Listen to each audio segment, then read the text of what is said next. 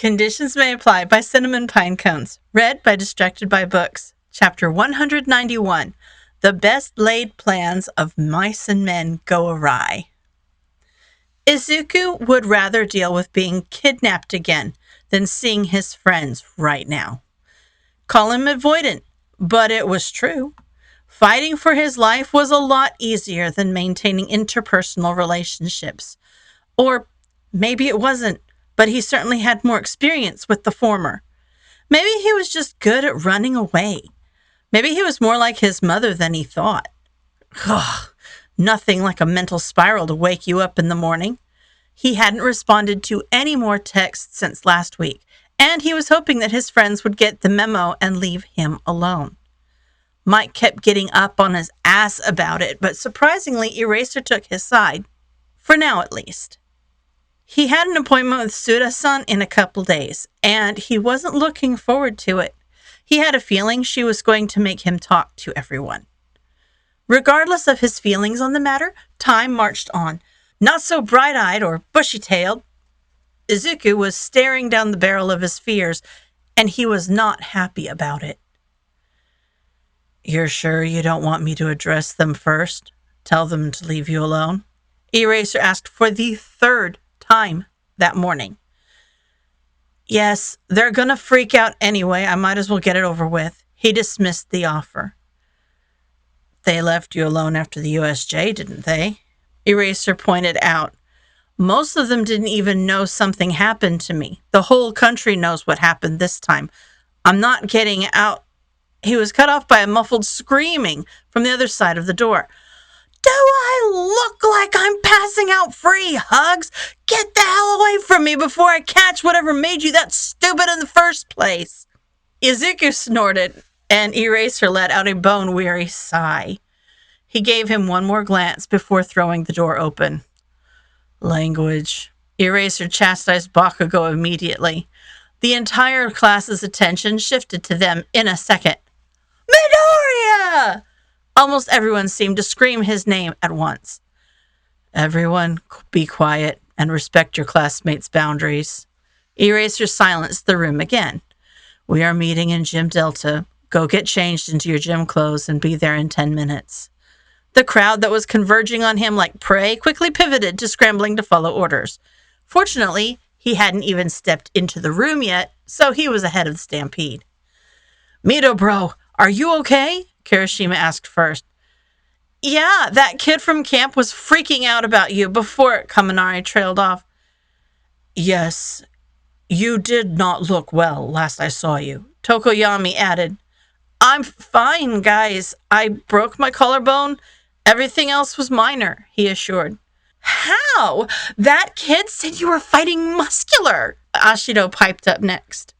He was still following closely behind Eraser, and he gave him a questioning look. They probably should have discussed what he was even allowed to divulge and what was still confidential. Eraser gave him a subtle shrug, as if to say it was his choice what to tell them, before branching off from the group on his way to the gym. Yeah, I collapsed a cave on him," he admitted. The class went quiet for a moment after that. It was best that he kept what happened with Muscular as vague as possible. "That's frickin' metal," Jiro replied, sounding impressed. "Do not mess with Mito." "Got it. Sorry, I was just taking notes," Kaminari joked, miming writing something on an imaginary pad of paper. "Now is when you finally decide to take notes?" Jiro shot back. He stuck his tongue out at her in response. Uraraka caught his eye for a moment, but didn't say anything as the girls broke off to go to their locker room.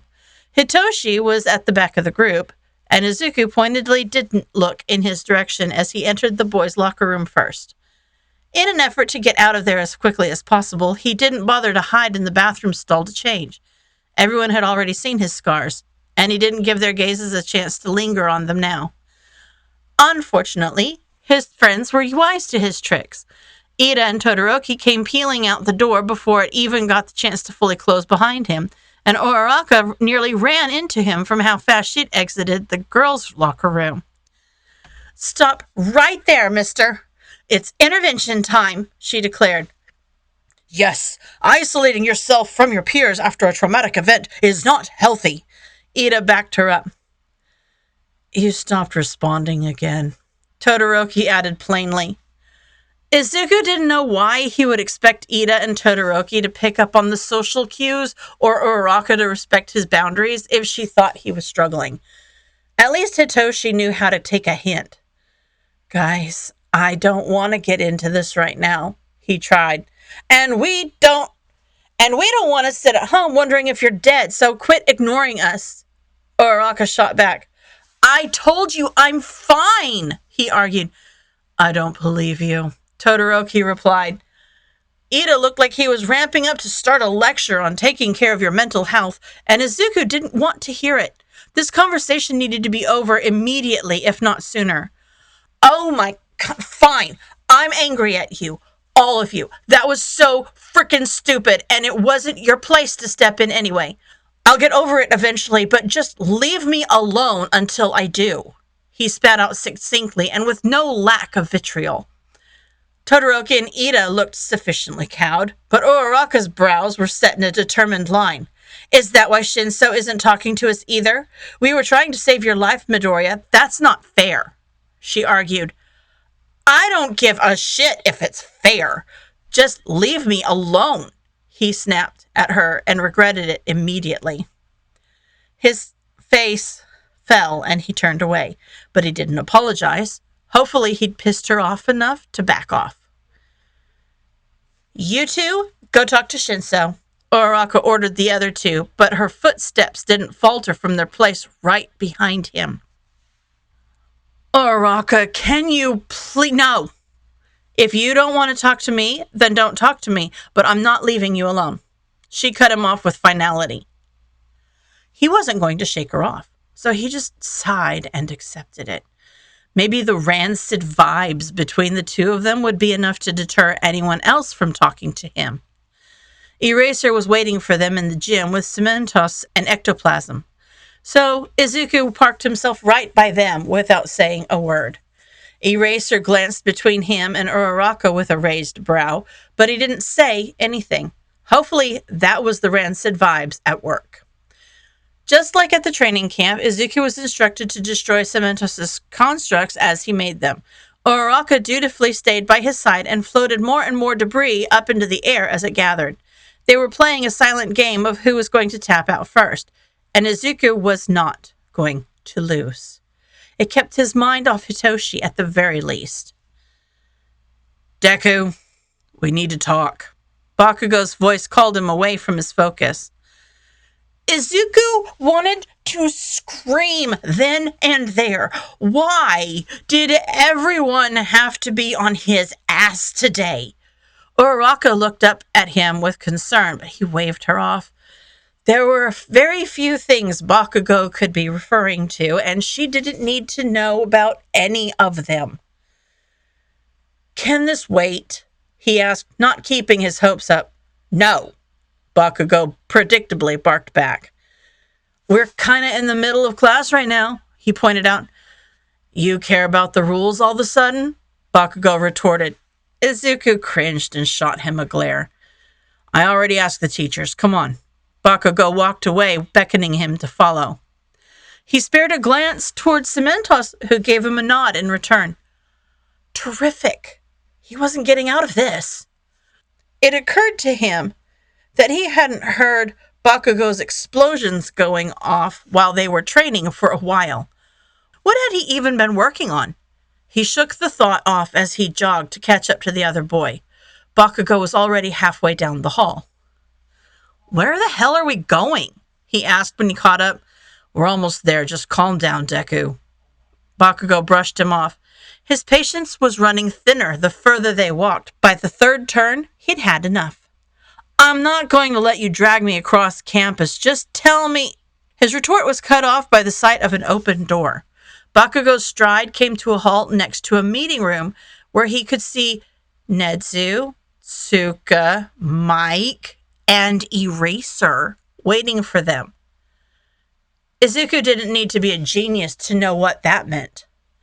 He shifted his focus to Bakugo, and his expression must have been rather volatile because the other boy's defiant glare faltered. Of all the times to grow a freaking spine and think about someone other than himself, it had to be the time when it would screw Izuku over the most. This is why he hadn't heard him in the gym earlier. He'd been in here, tattling on him. Midoriya, please take a seat. Eraser spoke up from where he stood next to the doorway. Izuku could read the disappointment and anger in the tense line of Eraser's shoulders, but he paid it no mind because all he could feel was white, hot rage. You motherfucker. The word slipped out from between his gritted teeth unbidden. Thank you, Bakugo. That will be all. You can go join your classmates. Eraser tried to dismiss the growing tension. Bakugo looked between them both silently, but Izuku's glare never left him. He was still standing off to the side where he had frozen in place when he realized what was happening. Bakugo didn't even make it one step back toward the gym before Izuku set a right hook straight into his jaw. No one had the time to react before he hit the ground with a thump and a groan. There was a split second of silence and then a flurry of movement. Izuku felt One for All slip away from him as Eraser activated his quirk. He was ensnared in his capture weapon and dragged toward the meeting room in one quick movement. Izuku knew from experience that there was pretty much nothing he could do to get out of Eraser's capture weapon without a knife, so he didn't bother trying. That didn't mean he was done, though. If Eraser wanted to stop him, he should have covered his mouth. What's your frickin' damage? What was the point of all your questions, huh? Did you realize you can't beat me now that I've got a quirk, so you're scrambling for the moral high ground? Because it's too frickin' late for that. His shouting cut off abruptly when Eraser rectified his mistake and looped his scarf over his mouth. Izuku, sit your ass down, Eraser ordered him in a low, threatening tone. Izuku didn't acknowledge him at all. He just kept glaring down at where Bakugo was still gathering himself off the floor. His lip was split, and blood stained his teeth pink. He looked a little dazed, but mostly he just looked guilty. Good. That frickin' bastard just ruined everything. He should feel guilty. The hallway around him blurred with motion as a chair slammed into his backside, or rather, his backside slammed into a chair. He was in the conference room now, and Eraser was standing over him with his quirk still active and his expression furious. Mike, take him to Recovery Girl. I'll fill you in later, Eraser ordered, his glare not leaving Izuku for a second. Izuku caught sight of the disappointed look on their face as they left the room, and it was almost enough to make him feel something other than furious. The door shut behind them, and everyone's attention shifted to him. Izuku, what in the hell did you think you were doing? Eraser was the first to speak. You were just telling us how you were mad at your friends for doing stupid, reckless shit. We just got you back. What the... Aizawa-kun! Nezu cut him off. Eraser's eye twitched, but he shut his mouth. We need a statement. A full statement. Tsukashi broke the silence. Izuku gave him a dumb look and traced his eyes along the capture weapon, covering his mouth all the way back to Eraser. He was still glaring at him, so Izuku glared right back. I swear if you so much as raise your voice, Eraser threatened as he unwound the length of scarf currently gagging him. What, you'll ground me? You're not my frickin' dad. He spat back the moment he could. He could see Eraser's jaw clench. He probably shouldn't have said that, but he was so damn angry that he couldn't help it. I don't think you understand the depth of shit you're in right now. You're going to tell us everything, and he'll know if you're lying, so don't even try. Eraser replied through gritted teeth. Getting heroes involved will ruin everything. I took a calculated risk. You're not a pawn, Izuku! You could have died! Eraser shouted, not waiting for him to finish his sentence. Izuku's mouth shut with an audible click in the following silence. Eraser's chest was heaving like he'd just run a mile, and he could see his pulse point thrumming on his temple. He was beyond angry. He was something Izuku had never seen before, and he didn't know what to do with it. Aizawa-kun, please take a seat, Nedzu requested kindly from the head of the table. He was shaking with rage, but he complied, dropping himself heavily into the chair behind him. Midoriya-kun, in an ideal scenario, how would you have us deal with this? Nedzu asked, turning his attention toward him. Izuku looked over at him as he was addressed, but his eyes returned to Eraser quickly.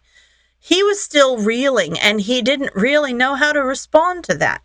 Eraser was glaring at him unrepentantly, and it was making it difficult to think at all. He blinked his eyes and shook his head. Ideally, this meeting wouldn't be happening at all, he replied dumbly, tripping over his words. Well, I fear it is too late for that. You know the most about the situation, so how do you think we should proceed? Bearing in mind that letting you run rogue is not in the cards, of course. Dobby won't cooperate with anyone but me. He's a good person, but he doesn't trust heroes. Why is he with the League if he's such a good person? Why is he cooperating with you at all? Eraser jumped in, his tone still terse but not nuclear. I can't answer that. Can't or won't? Eraser pushed.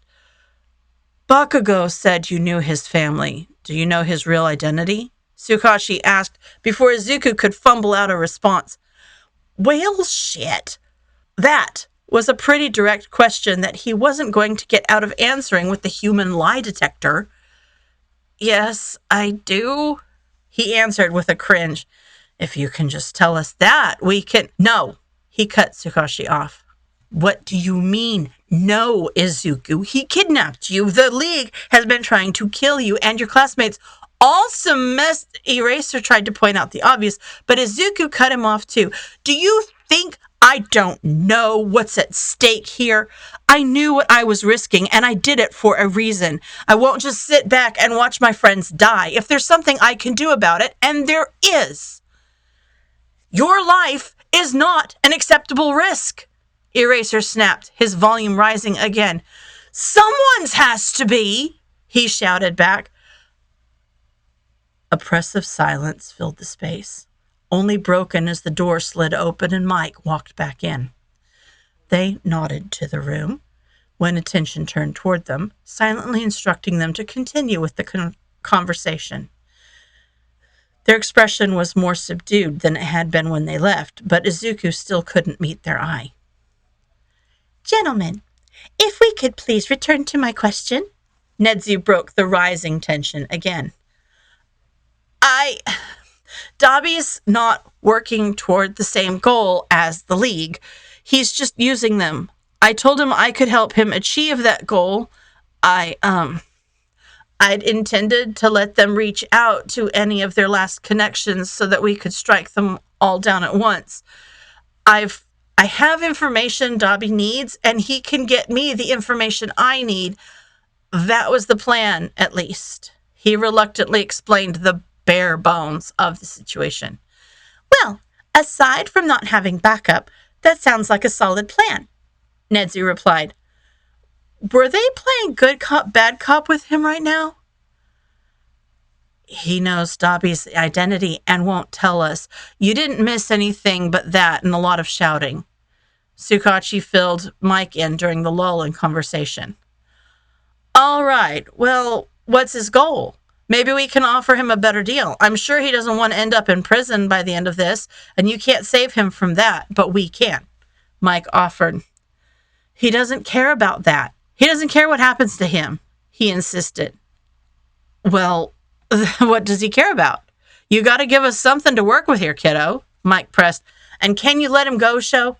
This seems like a bit much. Eraser scowled at him, but then the room was spinning. Once his hands were free to do so, he grabbed the edge of the table to halt the swivel chair's momentum. He glared at Eraser for the violent method of releasing him, but he kept his mouth shut. He wants revenge, he answered vaguely. Midoriya, we need clear answers. You realize you're hindering an investigation. That's a crime. Tsukashi pointed out, clearly getting exasperated with all the technical truths he was providing. I'm not hindering anything. I'm furthering it by leagues. Why don't you find your own leads, Mr. Detective? He sneered back. Tsukashi pinched the bridge of his nose and sighed. It had been a while since he was able to piss him off like that. He kind of missed it, if he was being honest. We can't help you if you don't tell us more than that, Mike spoke up again. Izuku bit his tongue. He didn't have the stomach to brush Mike off like he could with Eraser and Zuka. This wasn't going anywhere anyway. He needed to make an actual plan. What was his leverage? What cards could he play? What was the best feasible outcome? Why the hell hadn't he planned for this contingency more beforehand? He looked like a frickin' idiot now. He really thought he'd have more time, damn it. Izuku. Eraser tried to prompt him again. Just give me a second to think. He cut him off. He could feel everyone's eyes on him, so he spun his chair around. It was admittedly a childish move, but he couldn't think with them staring daggers at him. He drew his knees up to his chest so that he was blocked from their view entirely and closed his eyes. He couldn't tell them about Dabi's goals, not without talking to Todoroki first. He knew he wasn't going to be able to proceed with his plan as he'd intended, but he'd made himself vital enough to the plan's success that his involvement might be non-negotiable. He needed to tell them something to satiate them enough to let him talk to Todoroki first, and the only bargaining chip that was left was Aoyama. He felt bad about it, but he hadn't made any promises to Aoyama yet. He hoped he would still be able to involve himself in that side of the investigation. As his classmate, Izuku already had an in. It would be much easier for him to subtly probe for information than it would be for the teachers. When he spun his chair back around, Mike and Eraser seemed to be having a conversation through facial expressions exclusively. Nedzu was typing away at a laptop while Tsukashi looked over his shoulder, and Izuku resisted the urge to turn back around and make sure there wasn't a hidden camera that the stoat had been watching him from. I can't tell you anything about Dabi yet. I need to talk to someone first. But I can tell you what he told me when we talked. They have a mole feeding them information. It's one of the students. Aoyama, he admitted. The room remained silent. Everyone's expressions dropped. Eraser in particular looked worse for wear. He probably felt responsible, seeing as though Aoyama was one of his students. I don't know why yet, Dabi didn't say, and I didn't want to push it. I was planning on talking to him myself. I don't think we should outright tell him we know what he's done. Not yet. We don't know his motivations or what the League might have over him. I was hoping that the dorms might be a good way to start that connection. If we could put his room next to mine, maybe? No. You're not going undercover in your own school. Not everything is up to you. We can take care of it. Eraser insisted. I wouldn't be so hasty. You two will have the final say, of course, but he has a solid plan here. There's minimal risk and a potential for high reward. We should think on the matter. Nedzu argued. Eraser looked like he was about ready to drop kick the little guy, and Izuku had to hold in a laugh. What about the other part? You said you needed to talk to someone about Dabi before you could tell us the deal. I'm not overly comfortable with that. Who do you need to talk to? Because you're not going on another midnight mission. I'm putting my foot down on that. Mike spoke up to break the tension. Talking to this person poses no reasonably conceivable threat to my well-being, he answered, turning his gaze over to Suka so that he could verify the validity of his statement. He's telling the truth, he confirmed. His definition of a reasonably conceivable threat is skewed at best, Eraser pointed out. They have never exhibited ill will toward me, and it would be extremely out of character for them to start now, he clarified. Tsukashi eyed him suspiciously, but he relented. He's still telling the truth. Well, that's good, but we're still not letting you go God knows where without supervision to talk to anyone, regardless of whether they're a threat or not. You shouldn't be going anywhere without telling us or having someone with you right now, Mike argued. I don't have to go anywhere to contact them. I can get back to you in a couple of days, but it'll only take longer if you watch me like a hawk. You're just going to have to trust me on this. Eraser scoffed, and Mike shot him a look. Have you set a second meeting with Dabi yet? Suka asked, pivoting the conversation back on track. Another direct question. It seemed like the detective had grown wise to his tricks. No, he reluctantly answered. How are you contacting him? He continued. Electronically, Izuku answered snidely. Tsukachi gave him an unimpressed look and waited for a proper response. They were not going to like this answer. I gave him my burner number. The adults all shared a look. Which burner number? Eraser asked, though his tone hinted that he already knew. Ivy's? Eraser closed his eyes, and Suka pinched the bridge of his nose between his thumb and forefinger before they both took a synchronized deep breath.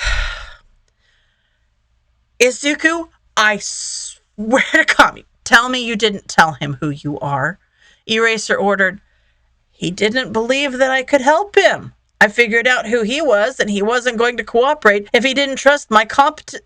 So you gave him the key to ruin your career? Eraser cut him off.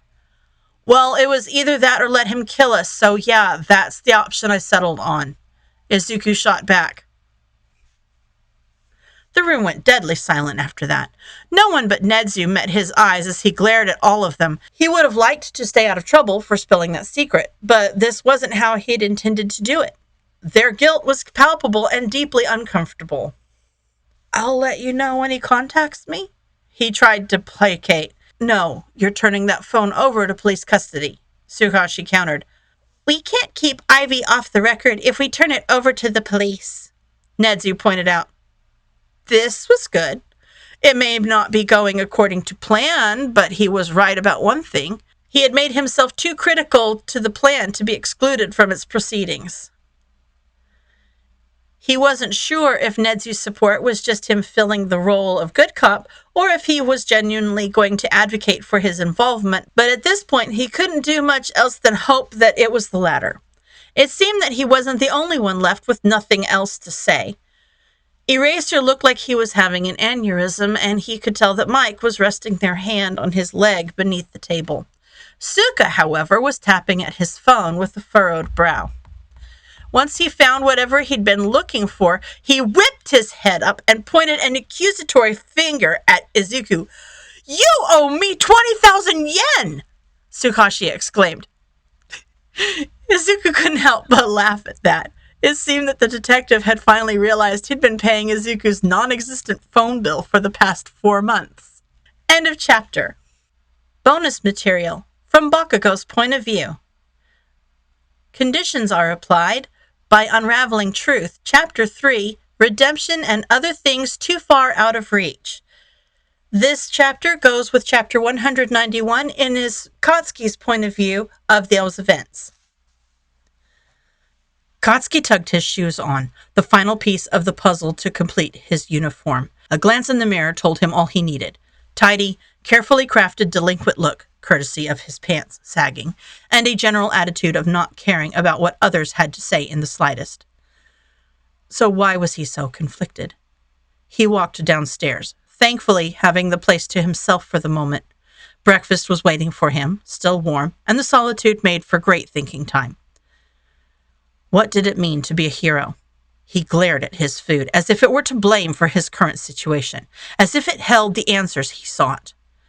Heroes were strong. You didn't climb the rankings by being some loser nobody. Katsuki believed he was strong. He had it beaten into his head from the moment he got his quirk. Strength was everything. You beat the villain, you rescue the civilians, you move on to the next. So why the hell did he get proven wrong so many times? Someone strong wouldn't have gotten kidnapped.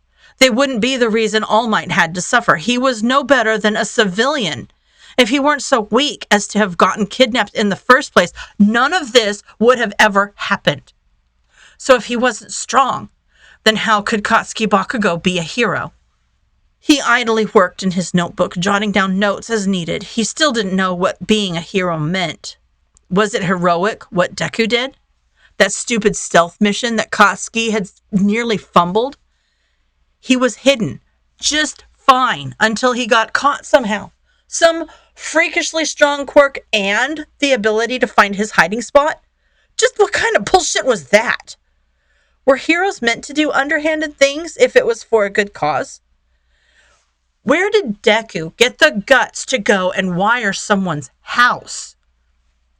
How did that stuttering mess manage to get a villain like that damn crispy bacon to agree with his plans? Deku seemed to have his shit together, so Katsuki had listened to him that once. He had lied to the teachers for his sake, but where was he supposed to draw the line? At what point was all of the secret keeping doing more harm than good? Did he crash Deku's plans for his own sake? Or was he doing what the heroic Deku told him to? If being the strongest wasn't what made a hero, then how would he even begin to find out what did? Staring at the back of Deku's head, the pieces slowly began to click. What made a hero? The answers were in front of him this whole time. Katsuki laid on the grass in some random park, the sounds of children and adults filling the air at a distance. He figured this was the perfect place to get some thinking done. Not the same violently quiet four walls of his bedroom that were well on their way to driving him to insanity. Or the deafening chaos of class. Just enough noise to not get stuck in his head. He was a pretty shitty person sometimes, huh? Well, a lot of the time. But he'd kill anyone who tried to point that out. Punching Deku on that day hadn't been his brightest move. He was right. He couldn't become a hero if that was how he treated people. Was he a bully? That's certainly one way to look at it. He considered a public service to keep people in their place so they don't get hurt aiming for things they can't achieve. But look at them now. Deku made it into the school of his dreams, despite all the attempts Katsuki had made to keep his spirits in the gutter. A hero was someone who lifted people up. That's just a fact. Aizawa Sensei believed in Deku. He'd sooner rehabilitate the League than join any of those freaks. Katsuki hated to agree, but the man was right. Deku saw good in people who couldn't see it even in themselves, in people who didn't deserve it. He never told Deku to chase after him. The League chose him because of his attitude.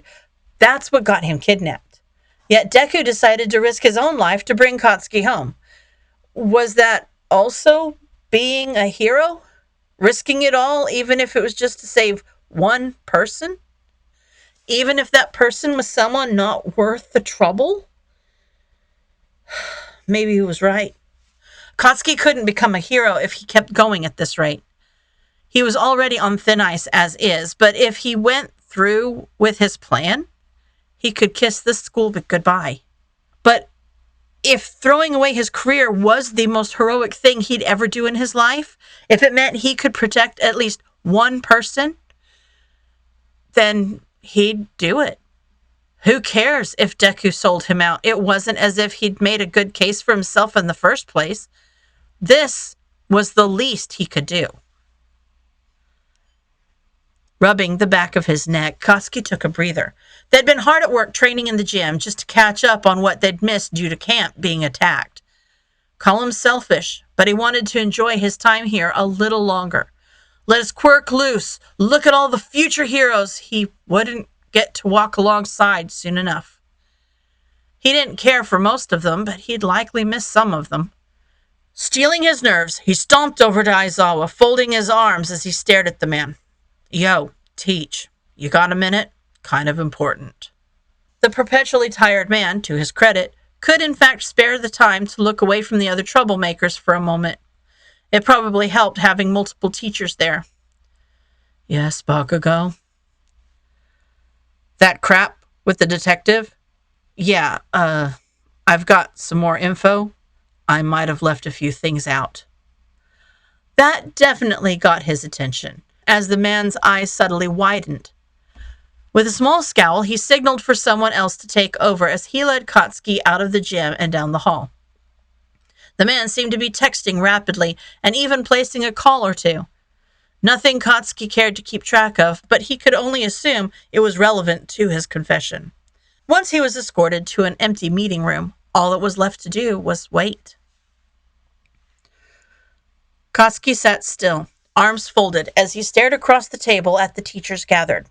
Principal Nedzu sat directly across from him, the detective to his left, and Aizawa-sensei to his right. President Mike sat to the right of the gloomy-looking teacher, doing their best to at least offer a reassuring smile. So, Bakugo, there's something you wish to tell us? The detective decided to start things off. Katsuki sat for several moments longer, silently glaring at the group. He had already made up his mind, but that didn't make coming clean any easier. He just had to man up and live with the consequences. Deku, Izuku, he knows someone in the league. There were various reactions to that, all various stages of shock, but Nedzu somehow remained calm through it all. It's not like the nerd, it's not like he's planning to betray the school or something. They were hatching some kind of plan. The occupants of the room seemed to collectively look at the detective, where he slowly nodded. As far as Bakugo is aware, he's telling the truth of Midoriya's intentions, the man stated.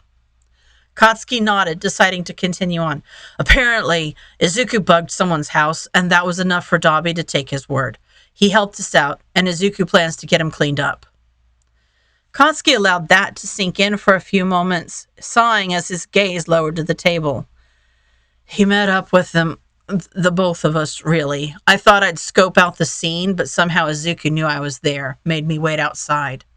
After the detective confirmed his story as truth, Aizawa placed his hands on the table, pushing himself upwards. Bakugo, that was incredibly dangerous. What were you thinking? Aizawa asked, his tone as close to yelling as Bakugo had ever heard from the normally unenthusiastic teacher. Katsuki scowled, having the nerve to lift his eyes and glare at his teacher. I couldn't let him go on his own, and a bunch of pros would have gotten the whole deal cut off. I did what I could, he shouted back. Aizawa seemed ready to respond when President Mike placed a hand on his shoulder, causing the man to at least ease up. Katsuki settled himself down, reluctantly trying to keep his calm. I think he's planning on meeting him again. There's some sort of deal going on. I think he's got it figured out, but it remained unspoken that he was worried.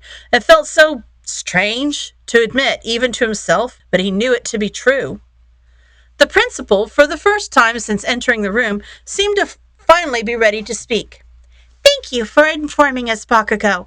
We will have further discussions about your actions later, but for the moment, would you kindly escort your classmate here? Katsuki gulped, admittedly not immune to how unnerving Nedzu could be. Hand placed on the table, he stood up, nodding as he moved to leave the room. No problem, he replied, all too relieved to get out of there as quickly as possible. With a sigh that did little to relieve the tension in his shoulders, Katsuki slowly walked back to the gym like a man approaching the gallows. He had done it. Aizawa-sensei, Principal Nedzu, that detective, and President Mike, all of them were aware of the fact that he was a liar. Now they knew as much of the truth about Deku as he could give. Making friends with that Dabi guy, organizing a meeting, the cameras, all that other secret agent crap Deku had been up to the best of his ability, he'd told them what he could. He knew Deku would be furious. He'd likely deliver on his promise to tell everyone about his past, but it didn't matter anymore. He did the right thing. A paltry reassurance that was doing little to soothe his mounting dread. Shouldering the doors to the gym open, he stomped over to Deku, staring at him and round-faced training. Deku, we need to talk. He spotted the exact moment the other boy tensed up, be it from fear or something else he didn't know. That's the kind of hero he was on the path to being, huh? The kind that made people flinch with a single sentence. Can it wait? Deku asked, understandably trying to avoid whatever this was. No! Katsuki immediately barked back, crushing his hopes and dreams yet again. We're kind of in the middle of class right now, Deku pointed out. You care about the rules all of a sudden? Katsuki retorted. Katsuki watched him cringe, knowing he would have been happy to see such a response a few short months ago. The glare was a new one, though. He truly had changed. I already asked the teachers. Come on, he stated as he walked away, beckoning for Deku to follow. He was out of the gym and halfway down the hall by the time Deku finally caught up to him. Where the hell are we going? He asked once they were side by side. We're almost there. Just calm down, Deku. Katsuki brushed him off. Katsuki knew Deku's patience was running out, but surprisingly he didn't crack until they were right on top of their destination. I'm not going to let you drag me across campus. Just tell me. Katsuki stopped directly next to an open doorway, staring through the entrance with his hands in his pockets. He glared at Deku in pure reflex, faltering slightly at the look of sheer violence, anger, hatred. Midoriya, please take a seat. Aizawa spoke up from where he stood next to the doorway. Katsuki didn't need to be a genius to sense the tension in the air, but it wasn't as if he could do anything about it. He had already made his choice, and it's not as if he could take it back. You motherfucker. The curse slipped free from Deku's clenched teeth. Thank you, Bakugo. That will be all. You can go join your classmates. Aizawa tried to dismiss the growing tension. Katsuki silently looked between the two of them, meeting Deku's glare every so often. He refused to back down from the choice he'd made. Maybe Deku would hate him now, if he didn't already, but it would be worth it in the end. One day he'd understand it was to keep him safe. Right as he'd finally grown tired of the staring contest, his attempt to leave was blocked by a fist slamming into his jaw. A solid right hook. Katsuki groaned as he crashed into the ground, wincing at the sudden impact. By the time he opened his eyes, Deku had already been wrapped up in Aizawa's capture scarf with his quirk disabled. His body being tied up certainly didn't stop his mouth from running. What's your frickin' damage? What was the point of all your questions, huh? Did you realize you can't beat me now that I've got a quirk, so you're scrambling for the moral high ground? 'Cause it's too frickin' late for that. His shouting cut off abruptly when Aizawa rectified his mistake and looped his scarf around Deku's mouth. Izuku, sit your ass down. Aizawa ordered him in a low, threatening tone. Katsuki reached a hand to his lip, staring at his hand as it came away red. That punch had split his lip at the very least. He could taste the blood coating his mouth. Not the worst injury he'd received, and definitely less than he deserved. Clenching his bloodied hand, he placed it on the ground and stared down as he gathered himself. Since when was a teacher on a first-name basis with Deku? Things to think about when he wasn't dizzy. Mike, take him to Recovery Girl. I'll fill you in later, Aizawa ordered. Katsuki looked up just in time to see the glare still resting heavily on their teacher's face, Deku firmly strapped to a chair. He'd almost call the scene comical if it weren't for the circumstances. He reluctantly accepted the hand offered to pull him up and allowed present Mike to lead him down the hall. Come on, kiddo. We'll have you right as rain in no time, they said, much quieter than the volume Katsuki had come to expect from them. Right as rain seemed like a long shot. Could everything get better after this? He wouldn't get his hopes up. End of chapter.